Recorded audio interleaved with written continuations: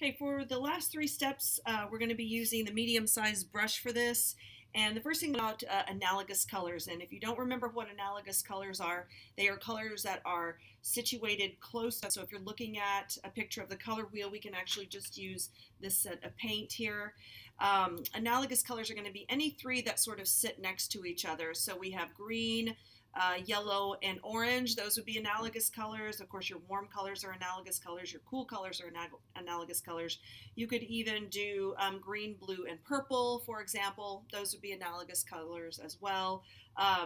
Red, purple, and blue would be analogous colors. Okay, so any three colors that are situated next to each other on the color wheel. You're going to write your name 3 times using analogous colors. Okay, I'm going to use, I think I will, let's see, I'm going to use some more yellow. So I'll use green, yellow, and orange for my analogous colors. So I'm just going to take a little green on my brush and I'm just going to write Coro. You can write your first name, you can write your last name, whatever you want. Just write it kind of big. Get some yellow. I'm going to put this over here in this direction. Coro. And then one more time using a little bit of red. I think I'll probably go somewhere down here. Coro. Okay, like that. I did mine in cursive. You can do yours in regular letters. That's totally fine. Okay.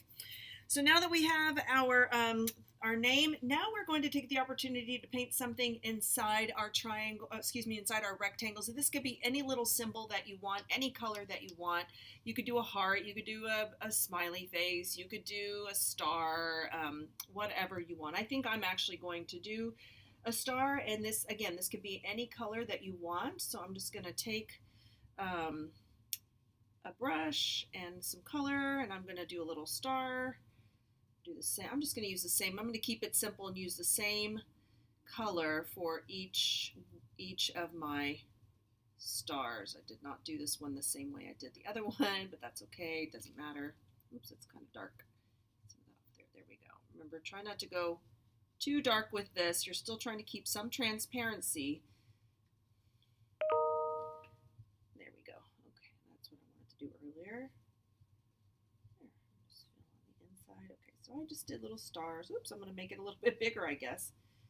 Again, there's no need to be perfect with this at all. Okay.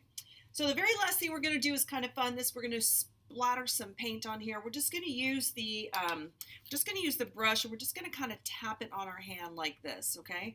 The color that you use for your paint splatter is completely up to you. I would use maybe your favorite color, which is always pleasing to folks. So I'm going to use green. That happens to be my favorite color.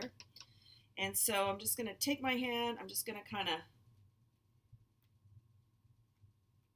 you could splatter, just, touch it gently. Make sure it's gently. Okay. I got some on my finger instead. Your paint splatters will be thicker. Be careful not to get it on your clothes. And how much you do is really up to you. I'm just looking to make sure that I've got something pretty of my painting. And so I've got nice splatters there, and that's it. Now, some people want to extend this and maybe connect some shapes somehow. I find that doing that just kind of blurs everything and makes it a bit too busy. It's already busy enough as it is, in my opinion.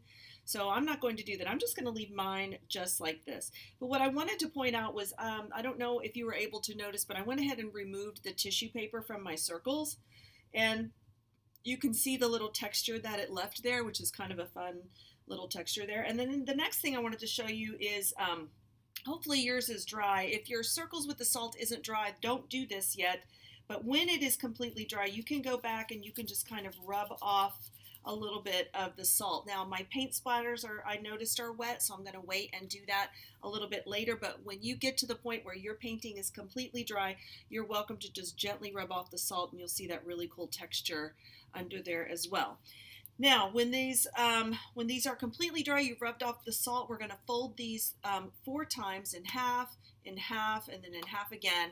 We're going to open it back up, and we're going to cut along those edges, and in the next lesson you're going to see what we're going to do with those cards. So I will wait and show you how to cut that up in the next lesson after this. So I hope that this was helpful, and if you just send me a question in Blend.